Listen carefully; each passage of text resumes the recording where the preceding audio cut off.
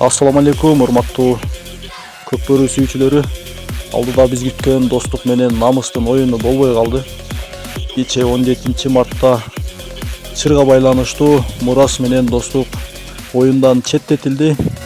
Буга чейин да чырлар көп болгон. Тартипти так сактоо максатында кийинки оюнчуларга дагы сабак иретинде Мурас менен Достукту четтетти достор. Андыктан калган командаларга ийгилик каалайбыз, күчтүүсү жеңсин.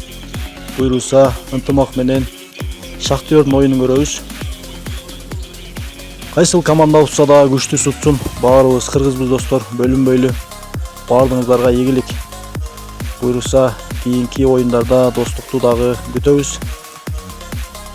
Буйруса алдыда жакшы оюндар көп достор. Каналга катталып, лайк басып, биз менен чогуу болуңуздар. Мүмкүн болушунча жаңылыктарды бөлүшүп турабыз достор.